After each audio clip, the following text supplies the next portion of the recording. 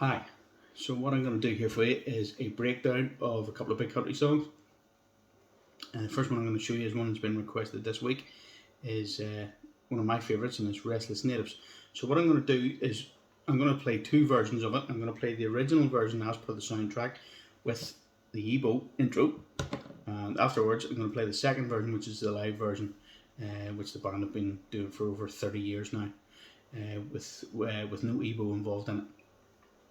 My effects for this are compression sustainer, which is for a nice clean sound, but it helps keep the sound elevated almost, and it means that it's not flat and losing power. And I've also got a bit of chorus effect on it, which gives it that nice kind of sort of warbly kind of almost swirly type sound, which is this. And as you can hear, I've also got the repeats on it, which is the delay. So particularly when you hear the last note, you hear the repeats. Now I've got the delay set to 294 milliseconds, which is the speed of the delay, and the feedback, which is the amount or the number of repeats, I've set about midway, so that it's not, one, it's not cutting off too quickly, and two, it's not going on and on. So I'm going to play this slowly for you. Here's the Ebow. This is played on the 3rd string, the G string if you prefer, starting at the 5th fret, and then up to the 7th fret, back down to the 5th fret, down to the 2nd fret, and back up to the 5th. I'll play it slowly for you, like so.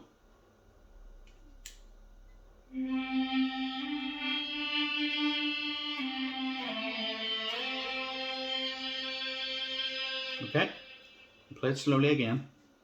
5th fret, 7th fret, 5th fret, 2nd fret, 5th fret.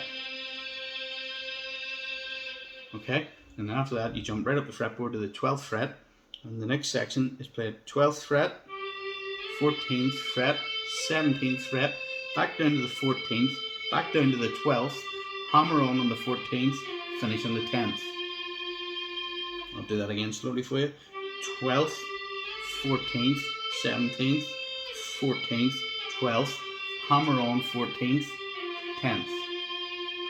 Okay, and we'll play it at normal pace now for you, and it'll sound like this. So that hammer on there on the 14th is key to it. I'll do that section again, nice and slow. So we'll go 12, 14, 17, 14, 12, hammer on 14, 10. Okay, and if you piece that whole thing together, those two sections together, you'll have this. And I'll play it slowly for you, but this is what you'll have.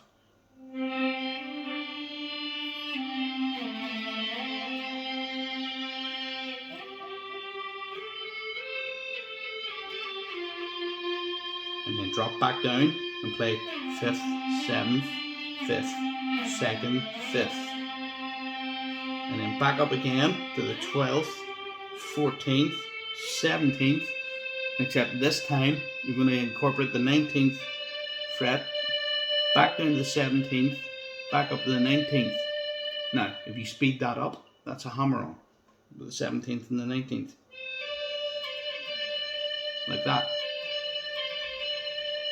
So I'll play that little section again. We'll play it nice and slow. So 12th, 14th, 17th, 19th, 17th, 19th. Yep. And we'll play it at normal pace now, which you'll hear the hammer on better. So it's 12, 14, 17, 19, 17, 19. We'll play it again, normal pace. So do that hammer on twice. Sorry, 3 times. Do that hammer on 3 times. 1, 2, 3. 1, 2, 3. Let the delay carry it. Let the delay hold it all together, basically. So that's all 3 sections of that. Piece it all together, and I'll play the whole thing for you again slowly, the whole section, and then we'll play it at normal pace after that for you to keep up with.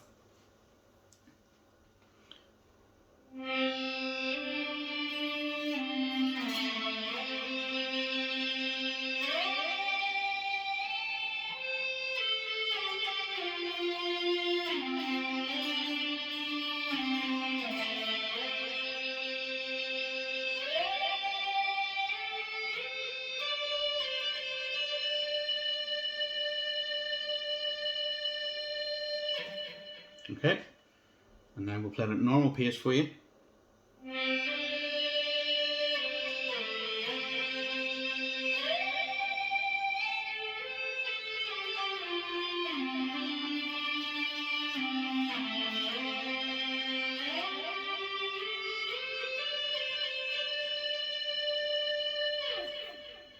Okay, so that's the Ebow intro done.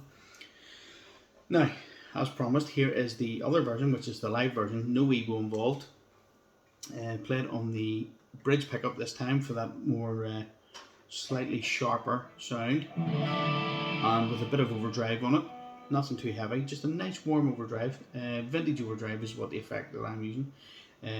So it's not, I have it set about midway or thereabouts, so it's not too heavy, not too raspy, definitely not metally, because then the riff kind of gets lost in it. So this is the live intro, and this is Bruce's part. So Bruce starts this if you want to, and I've taken this from the Town and Country Club in 1990 version. Pat Hearn on stage on the drum riser, tapping away at the cymbals, and then Bruce walks on from the side of the stage. The tech hands him a guitar, and he walks over to his effects board, and you'll know that he hits one or two pedals on his board, and starts into the riff. So this riff is played on the A string, which is your 5th string, if you prefer, and your 4th string, which is your D string, and it's played between 5th fret and 3rd fret, right? And I play it with the two metal fingers, if you like, the devil's signal.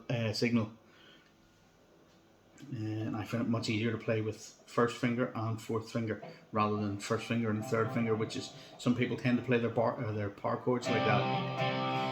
But I find it much more comfortable with the 1st and 4th, and it's helps with ease of having to slide. Anyway, so again, I'll play this riff for you slowly, and this is just, say, based around the A string on the 5th fret and the 3rd fret, the D string, 4th string, also on the 3rd fret. And we'll play it slowly for you.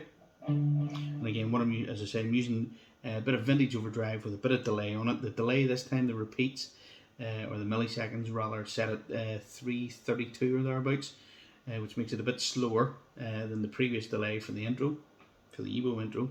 And again, the repeats are set about midway so that it doesn't cut off too quickly, but also doesn't drag on and on. So, play it slowly for you, and it's like this. That's all it is, and it's just, you play that sequence over and over a few times. Do it again slowly. You'll notice that I'm lifting my pinky on and off, and we'll play it to a rhythm, to a da da da da rhythm. So I'll go da da da da da da da da da.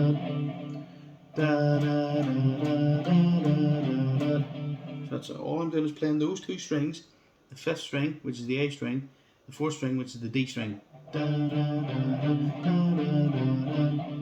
Right? And you'll notice as well that I'm palm muting the strings near the bridge, so that you're not getting this. You palm mute it to give it that more, to have it chugging, so it's, and again, and we play it at normal pace. Let the delay hold it together, let the delay carry it. And you play that sequence over and over a few bars, so it's like this. We'll maybe play it for about 3 or 4 bars. Then afterwards, there's a slight change to an F power chord, which is played. I play it for the purpose of this song. I play it on the power chord. The F power chord is between the 3rd and the 5th fret on the D string, which is your 4th string, and your 3rd string, which is your G string. If you prefer, you can play the same thing up here on your 5th string and your 4th string. So your A and your D played up at the 8th and 10th frets, like so. But for ease of the song, I play it there on the 3rd and 5th frets. So da da da da da da da da da da. Right. So we'll piece it together. We'll play it with the F power chord in it, like so.